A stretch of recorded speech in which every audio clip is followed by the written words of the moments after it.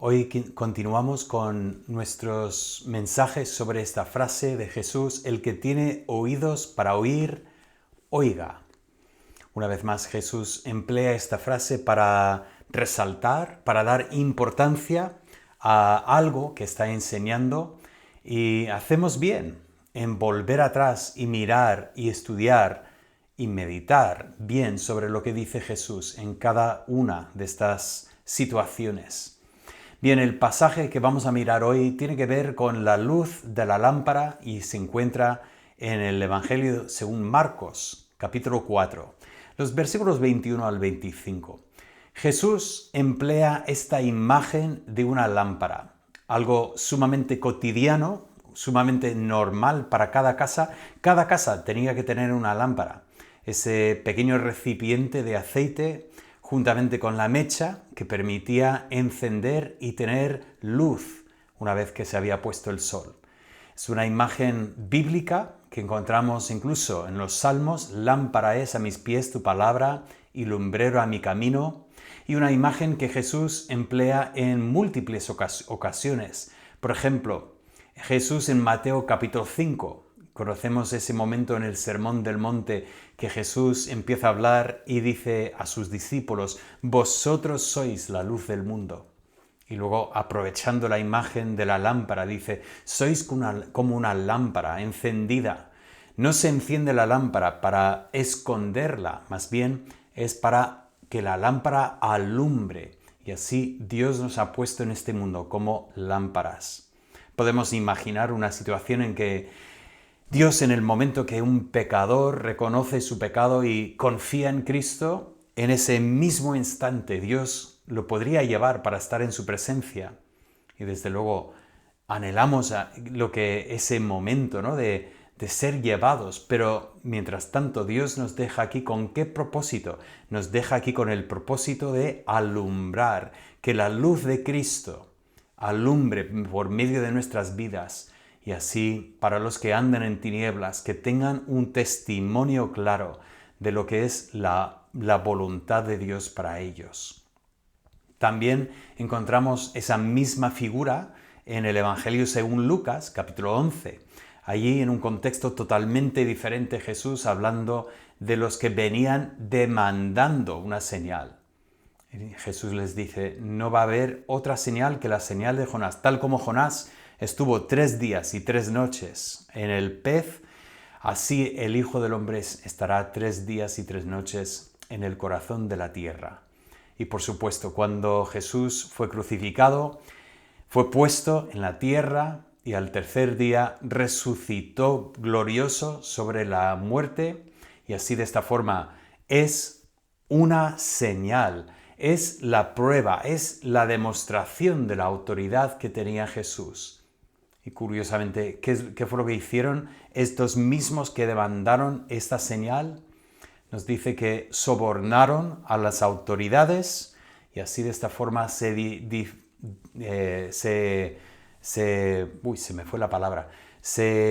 extendió esa mentira de que los apóstoles, los discípulos de Jesús, habían venido y habían raptado, habían tomado el cuerpo para esconder el cuerpo de Cristo. O sea, la señal más maravillosa que Dios podría darles, al final lo ignoraron. ¿Y cómo encaja esa figura de la lámpara? Jesús vuelve a decir exactamente lo mismo sobre la lámpara. La lámpara se enciende para alumbrar, pero tristemente hay personas que no quieren ver esta luz.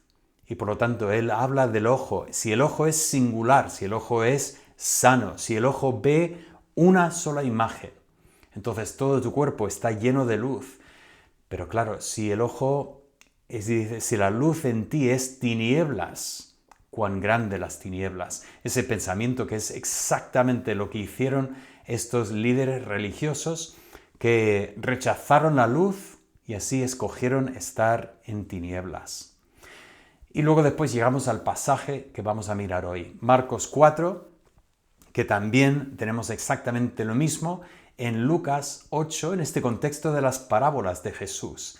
Volvemos a ver esta imagen de la lámpara. Vamos a saltar directamente al pasaje de hoy, Marcos 4, versículo 21. Aquí encontramos una imagen poética de lo que es la lámpara. Y nos dice primeramente lo que no es lógico. Nadie, dice, enciende una lámpara, enciende esa luz, o literalmente, como dice el pasaje, la luz no viene para que luego después sea tapada. La imagen aquí es de tomar una vasija, incluso en otro sitio, en Lucas, cuando está contando esa misma figura, emplea otra palabra, y que es la palabra vasija. Ahora, es curioso notar que sí que hay una historia bíblica en que alguien encendió antorchas y luego puso una vasija encima. No sé si estás pensando en la historia o no, pero es la historia de Gedeón. Él con sus 300 hombres tomaron cada uno su antorcha y pusieron encima una vasija. Pero ese comportamiento curioso tiene un propósito claro. Querían esconder su luz hasta el momento correcto, y ahí rodeando los madianitas, pues cada uno rompe esa vasija y de repente toda la colina está llena de luz. Bueno, aún allí, si ponen algo encima es con un propósito, para luego después quitarlo. Y ese es el pensamiento.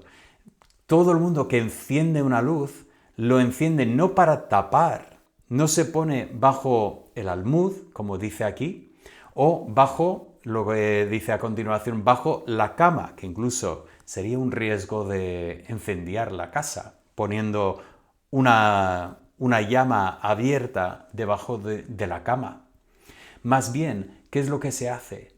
Se enciende esta luz precisamente para poder alumbrar, y se pone sobre el candelero. Ese candelero es la misma palabra que se emplea hablando del tabernáculo, por ejemplo, en Hebreos, pero es algo que eleva la luz y permite que esta luz dé y alumbre a toda la habitación. Por lo tanto, tenemos ese pensamiento: si se enciende una luz, se enciende para poder alumbrar. Y eso está clarísimo cuando vemos los pasajes paralelos, como vemos por aquí, primeramente en Lucas 8 y 11, se completa la frase diciendo, para que los que entren vean la luz. Y ahí en Mateo 5, 15, también dice, y alumbra a todos los que están en la casa. Encender una luz tiene un propósito, y es para alumbrar. Ahora, seguimos con este pensamiento, porque ¿qué está haciendo el Señor con esta imagen de la lámpara, esta imagen tan común para su cultura? Bueno, llegamos al significado. En el versículo 22, el Señor empieza a abrir lo que es el significado de este dicho que acaba de enseñar a los discípulos.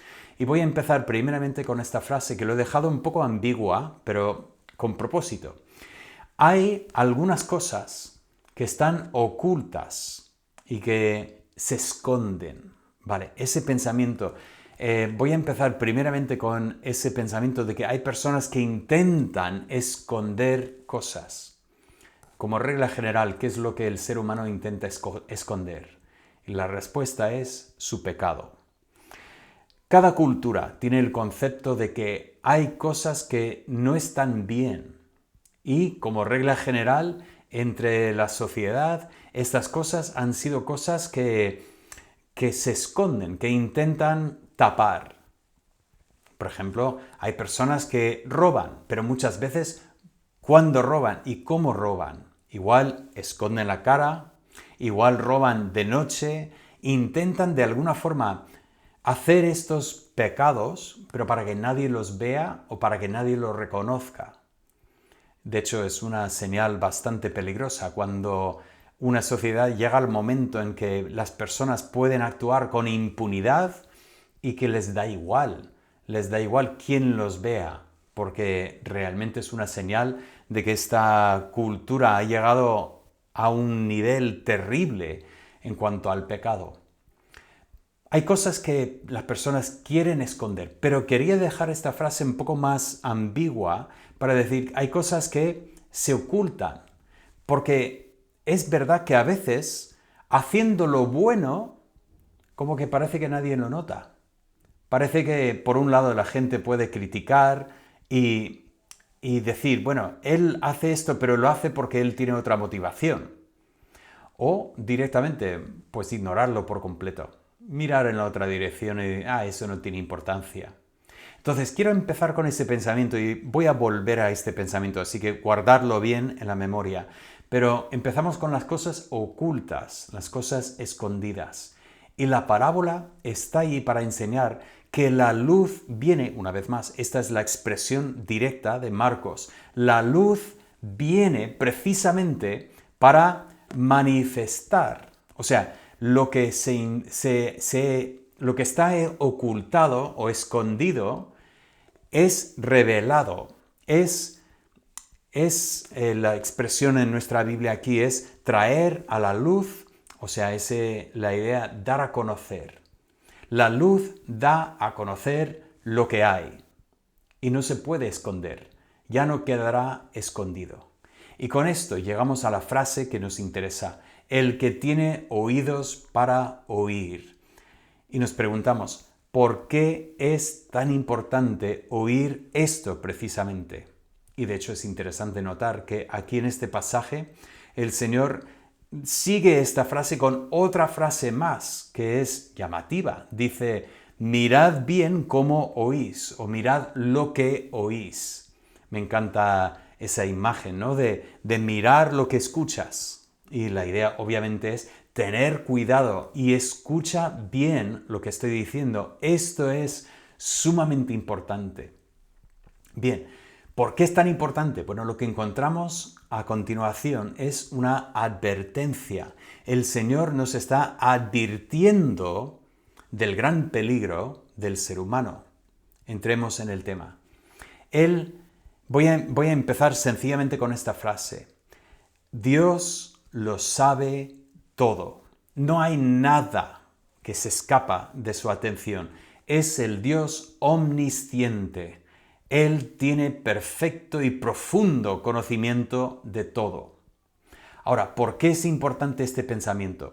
Jesús, en el versículo 24, en la segunda parte, hace una expresión que es otra expresión muy suya, muy interesante. Él usará 3 formas del mismo verbo, y está muy bien, porque lo podemos también representar en castellano. Él dice, con la medida con que medís, os será medido. Vale, ese pensamiento es interesante. Yo lo he puesto en estas palabras. La luz revela el corazón. Ahora, ¿qué está pasando con ese pensamiento? Primeramente, no quiero malinterpretar esta frase. Y sería fácil malinterpretar y decir, bueno, Jesús está diciendo que deberíamos medir a los demás como nos miden a nosotros. Pero eso no es lo que está diciendo Jesús para nada. De hecho, Él enseña justo lo contrario en el Sermón del Monte. Él dice que deberíamos hacer a los demás como quisiéramos que hicieran para con nosotros. O sea, no es me tratas mal, así que yo te trato mal. Tú me miras con odio, así que yo te mido con odio. Tú me has hecho una injusticia, así que yo me vengo de ti. Ese no es el pensamiento cristiano. El pensamiento es que debería tratar a otros como quisiera que me trataran a mí. Pero aquí el pasaje nos habla en otros términos y nos dice, ¿estamos preparados para recibir lo que nosotros damos? Es un pensamiento de la cosecha, de lo que sembramos y cosechamos. Recuerdo una película cristiana que vi hace mucho tiempo y me llamó la atención una escena, que hay una escena en que un vendedor de coches usados o de segunda mano, que por cierto tienen muy mala fama, estas personas, de engañar, de siempre contarte las cosas, de quitar kilómetros del coche, en fin, todo tipo de pequeños engaños para poder ganar dinero con coches de segunda mano. Pero en la película hay una escena en que el dueño de los coches está ahí trabajando y viene el pastor de la iglesia donde asiste para comprar un coche para su hija. Y curiosamente le empieza a contar el rollo que tiene mucha fama ya. no, este coche fue un coche de un solo dueño, era una abuelita pequeñita que solo llevaba el coche a la tienda y volvía y que nunca ha tenido un accidente, siempre se ha hecho todo el mantenimiento, este coche está perfecto. Y en la película el hombre sube el precio como para engañar al pastor que viene buscando este coche para su hija. Pero es curioso porque la forma en que va la historia, el pastor, no sé si es tan ingenuo o cómo, pero él dice, mira, estoy tan contento que me estás ayudando así con el coche, quiero orar por ti, ¿puedo orar por ti? Y el hombre dice, bueno, vale, sí, puedes orar. Entonces se pone a orar el pastor y dice, Señor, pido que hagas lo mismo con este hombre como que ha hecho conmigo. Y hay un momento, ¿no?, que en la oración el hombre, el vendedor de coches, abre los ojos y le mira como, uy, yo no quiero que nadie, que Dios menos, haga conmigo conforme yo estoy haciendo con otras personas. Y ese es el pensamiento que viene aquí. Dios sabe todas las cosas. Y muchas veces actuamos de una manera que no somos coherentes. No quisiéramos que nadie nos tratara así de esta forma, sin embargo estamos tratando a los demás. Y la luz realmente lo primero que hace es revelar el corazón. Y el Señor nos está llamando a pensar cómo estoy sembrando. Si yo segara, si yo cosechara el doble de lo que he sembrado, ¿qué cosecharía? Y eso es un buen momento para hablar de la realidad espiritual del ser humano. La realidad espiritual es que somos pecadores ante Dios. Sí, podemos decir, hay unos que son más pecadores y yo soy menos pecador. Pero si el pecador, por muy menos que peque, merece la ira de Dios, aunque fuera solo una gota de la ira de Dios, esa gota es suficiente para condenar al pecador a una eternidad sin Cristo, sin la presencia de Dios. Y por lo tanto, es serio lo que estamos viendo aquí, porque la medida con que medimos, estamos listos para recibir lo que sería el justo juicio de Dios para nuestros pecados. Y ese pasaje nos despierta a pensar, a recordar que merecemos la ira de Dios. Fuera de Cristo no hay esperanza para ningún ser humano. Todos somos pecadores, todos estamos destituidos de la gloria de Dios. Por lo tanto, ese pasaje empieza hablando de la luz que revela el corazón, la verdadera necesidad del corazón humano. Todos tenemos necesidad de venir a Cristo y encontrar en Él ese perdón de los pecados, esta salvación.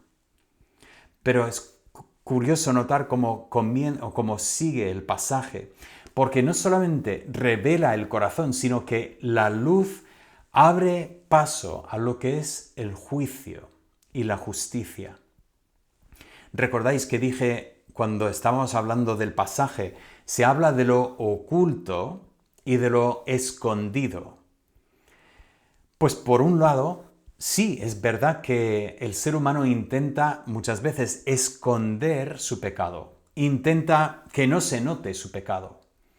Pero por otro lado, voy a empezar por ahí y decir que aquí Cristo habla de que Dios también ve lo que intentamos esconder y la luz revela, la luz muestra esto y habrá un juicio. Hay dos imágenes que quiero comentar o dos pasajes que están relacionados con este pasaje. En primer lugar, quiero hablar de Mateo 13.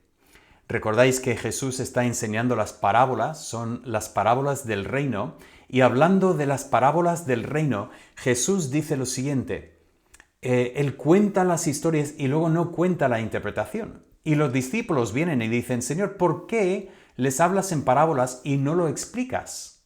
Y el Señor dice, para que escuchando no oigan y no entiendan. Y Él nos dice básicamente que es como juicio contra el ser humano. O sea, el ser humano que no está dispuesto a recibir la enseñanza, el Señor no le da más enseñanza porque la enseñanza que tiene es suficiente y hasta que haga algo con la enseñanza que tiene, no tiene sentido continuar dándole más. Tenemos primeramente esta imagen. Luego después, en Mateo 25 tenemos otra parábola. Seguramente es una parábola muy conocida en que un rey entrega una cantidad a 3 de sus siervos, les da instrucciones para negociar con este dinero y luego se va de viaje. Cuando vuelva, él los llama a sus 3 siervos. Recordamos, el primero viene y entrega que el dinero del rey se ha duplicado. Y así el rey le encomienda a este siervo. El segundo también, aunque recibió menos, también ha multiplicado ese dinero. Pero llega el tercero, y el tercero viene y ha enterrado ese dinero en su campo, y ahora lo ha desenterrado para entregar a su rey tal como lo había recibido. Y el Señor repite esa misma frase. El que tiene, se le dará más, pero el que no tiene, incluso lo que tiene se le quitará. Ese pensamiento de que se le quita al que hizo mal uso del dinero del rey y se le entrega al que tiene mucho. Incluso los que están ahí preguntan, ¿por qué no se le das a otro? Dice, este ya tiene más. Dice, no, al que tiene se le dará más. Bueno, ¿qué está enseñando el Señor con esa parábola y esta frase y esa misma frase que encontramos aquí? Primeramente nos está enseñando que Dios, al que está receptivo, el que tiene disposición para obedecer al Señor, el Señor entrega más. Pero al que ha rechazado, el que no quiere, incluso lo que podría tener, se le quitará. Ahora, este pensamiento es muy interesante aquí en este contexto, porque si recordáis, cuando hablamos de lo oculto y lo escondido, hablamos también de personas que hacen lo correcto y no se le nota.